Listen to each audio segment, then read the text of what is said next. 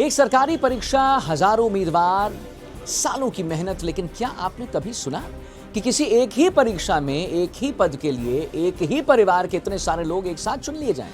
झारखंड में जेपीएससी और जेएसएससी परीक्षाओं में हुई कथित गड़बड़ी की जांच जैसे जैसे आगे बढ़ रही है, एक ऐसा नाम सामने आ रहा है जिसने पूरे राज्य के छात्रों को सड़कों पर उतार दिया है।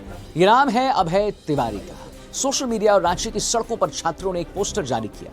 इस पोस्टर को देखकर कोई भी हैरान हो सकता है। इसमें अभय तिवारी को सेंटर में रखकर उसके रिश्तेदारों का एक लंबा चौड़ा नेटवर्क दिखाया गया है। दावा यह है कि अभय के परिवार और उसकी करीबी रिश्तेदारी से जुड़े कई लोगों ने जेएसएससी सीजीएल की परीक्षा में प्रखंड आपूर्ति पदाधिकारी यानी बीएसओ के पद पर कामयाबी हासिल की। सवाल ये उठता है कि क्या ये सिर्फ एक इत्तेफाक है, क्या फिर इसके पीछे कोई बहुत बड़ा सिस्टम काम कर रहा था?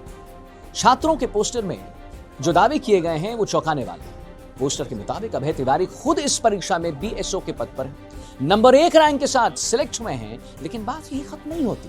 लिस्ट में दावा यह किया गया है कि अभय का साला, उसका भाई, उसकी भाभी, उसकी साली, ये सब भी इसी परीक्षा में बीएसओ बन गए। रिश्तों की ये कड़ी और लंबी है, फिरिस्त लंबी है। पोस्टर कहता है कि अभय का ममेरा भाई जो है उपेंद्र मिश्रा 51वीं रैंक लाता है। चाचा के साढ़ू का बेटा तेज नारायण पंडित 68वीं रैंक लाता है। मौसा के भाई का बेटा जो है बापी मिश्र 124वीं रैंक पर है। और साले का जो मौसेरा भाई है विक्रम पांडे 127वें रैंक पर। और बहनोई का भांजा, यहां नहीं खत्म है भाई, बहनोई का भांजा सुमित तिवारी 143वें रैंक पे सिलेक्ट हुआ है। साला, भाई, भाभी, साली, ममेरा भाई, चाचा के साढ़ू का बेटा, यानी रिश्तों की एक पूरी सीरीज एक ही भर्ती में सरकारी अधिकारी बन गई।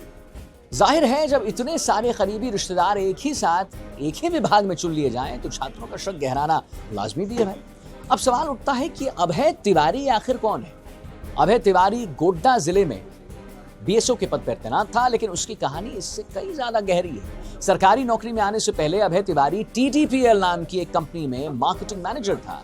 ये वही कंपनी है जिसे 14वीं जेपीएससी सिविल सेवा परीक्षा कराने का काम मिला था। बस यहीं से वो कड़ी की शुरुआत होती है जिसने अभय को जांच के घेरे में लाके खड़ा कर दिया है। इतना ही नहीं, अभय तिवारी को एग्जाम मास्टर भी कहा जा रहा है। रिपोर्ट के मुताबिक पिछले 13 साल में उनसे करीब 12 अलग अलग सरकारी नौकरियां निकाली गई। दरोगा, नेवी, शिक्षक से लेकर जेपीएससी तक हर जगह अभय ने कामयाबी हासिल करी।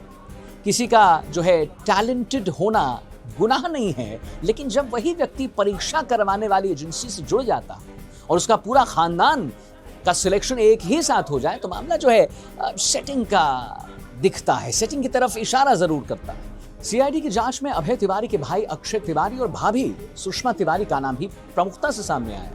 अक्षय झारखंड सरकार के महिला एवं बाल विकास विभाग में हैं और उन्होंने जेपीएससी पीटी भी पास कर रखी है। जरा सुनिए, जांच एजेंसियां अब ये पता लगा रही हैं कि क्या अभय के पास परीक्षा की गोपनीय जानकारी थी, क्या उसने अपने संपर्कों का इस्तेमाल करके पेपर लीक करवाया या उत्तरों में हेराफेरी की। ये मामला सिर्फ अभय तिवारी तक सीमित नहीं है। सीआईडी ने जेपीएससी के पूर्व अध्यक्ष एल खिंग्याते को भी गिरफ्तार कर लिया है।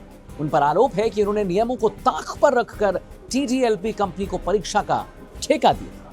अभय तिवारी पर तो यह भी आरोप है कि उसने सेटिंग के जरिए और सेटिंग के लिए पूरा होटल लीज पर ले रखा था। फिलहाल मामला अदालत और जांच के अधीन है, लेकिन इन पोस्टरों और खुलासों ने झारखंड के उन लाखों अभ्यर्थियों के भरोसे को तोड़ दिया जो दिन रात किताबों में आंखें फोड़ते रहते हैं। सवाल वही है, क्या मेहनत करने वालों को उनका हक मिलेगा या सुपर फैमिली जैसे नेटवर्क काबिलियत का गला घोटते ही रहेंगे?